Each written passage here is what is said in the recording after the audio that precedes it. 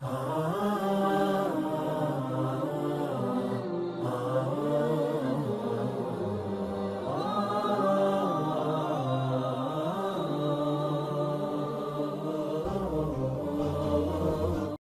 اعتراض یہ کیا جاتا ہے کہ دین میں بہت زیادہ سختی ہے، آزادی کے منافی، انسان کی آزادی چھین لیتا ہے، انسان اپنے آپ کو سعید اور خوش بخت نہیں سمجھتا، اچھی زندگی، آزادی کی زندگی نہیں گزار سکتا۔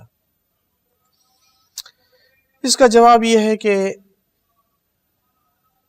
دین پر عمل کرنے والے لوگ بھی اپنے آپ کو آزاد سمجھتے ہیں، بلکہ جس طرح وہ اپنے آپ کو آزاد سمجھتے ہیں کسی کو بھی نہیں سمجھتے آزاد، سب کو، دوسروں کو اپنے نفس کا غلام سمجھتے ہیں۔ اللہ کا غلام نہیں تو کسی اور طاقت کے وہ غلام ہیں۔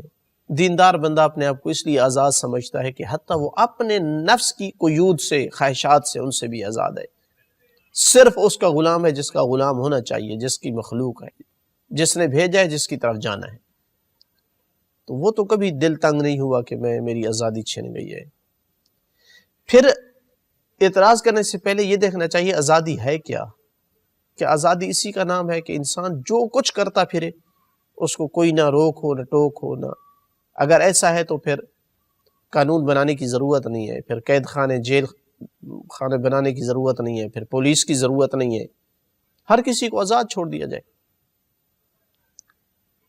پھر کیوں ان کے خلاف دفعات لگتے ہیں کچھ لوگوں؟ اس کے معلوم ہوا کہ آزادی یہ نہیں ہے کہ انسان کے دل میں جو کچھ ہے کرتا رہے۔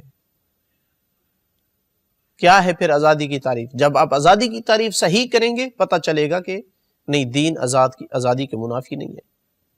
ہر وہ کام جو معاشرے کو نقصان دے، ہر وہ کام جو انسان کو اپنے آپ کو نقصان دے، اسی لیے کوئی اپنے آپ کو مارنا چاہے تو اس پہ بھی، اس کے خلاف بھی قانون ہے۔ مثلا جو نوجوان ریسلنگ کرتے ہیں، اپنے آپ کو مارتے ہیں نا، موٹر سائیکل سے گراتے ہیں، ون ویلنگ کرتے ہیں مثلا، جبکہ ان کے خلاف کیس ہوتا ہے، تو اس کا مطلب ہے کہ اپنے آپ کو نقصان یا معاشرے کو نقصان دینے کی اجازت نہیں ہے، اس کے علاوہ انسان کو آزادی ہے۔ اب نقصان کس میں ہے؟ اس میں اختلاف ہے۔ خواہشات نفس کا پجاری یہی سمجھتا ہے، جو اپنے نفس کا غلام ہے، کہ دین میں کچھ چیزوں سے منع کیا گیا جبکہ وہ نقصان نہیں ہے، حالانکہ وہ بہت بڑا نقصان ہے۔ مین چیز جب آزادی کی بات ہوتی ہے تو پردے کی بات پہ آ کے رکتے ہیں، غلط تعلقات کی بات پہ آپ پہ ٹھہرتے ہیں، شراب نوشی اور خنزیر کا گوشت کھانے پہ آپ ہم آ کے رکتے ہیں۔ دین یہ دیکھتا ہے کہ ان کو منظر عام پہ کرنا، بے حیائی اور فحاشی کو، اس میں حق تلفی ہے، دوسرے لوگوں کی جو عزت کے ساتھ رہنا چاہتے ہیں تو ان کے حق میں زیادتی ہے، اور انسان کے اپنے حق میں بھی یہ ظلم اور زیادتی ہے، معاشرے کے ساتھ بھی زیادتی ہے۔ ایسا انسان جو ہے وہ جائز تعلقات کے قابل نہیں رہتا ہے، جائز تعلقات، اس کے فیملی سسٹم تباہ ہو جاتا ہے، اس کی زندگی پرسکون نہیں رہتی ہے، تو دنیا تباہ ہو جاتی ہے اور اس کی آخرت بھی تباہ ہوتی ہے۔ خنزیر کا گوشت کھانا ہو یا شراب نوشی ہو، اس میں انسان کی اپنی ہلاکت ہے، اس کی عقل پہ پردے پڑ جاتے ہیں، انسان صحیح سوچ سے ہاتھ دھو بیٹھتا ہے۔ تو جسمانی نقصان ہے، روحانی نقصان ہے، دنیاوی نقصان ہے، آخرت کے نقصان ہے، اپنے نقصان ہے، معاشرے کا نقصان ہے۔ جس چیز سے دین منع کیا ہے، اس لیے منع کیا ہے کہ اس میں انسان کا نقصان تھا، تو ایسی چیز سے منع کرنا، آپ خود کہتے ہیں نقصان دہ چیز سے منع کرنا، یہ آزادی کے منافی نہیں ہے۔ تو لہٰذا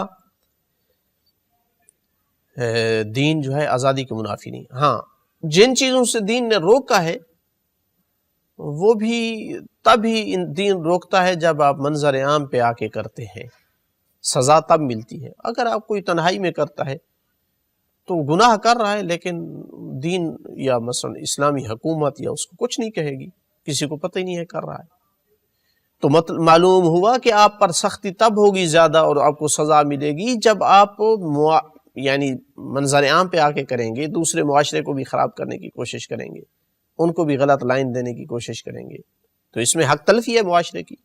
اس لیے دین جو ہے وہ ایسی چیزوں سے روکتا ہے۔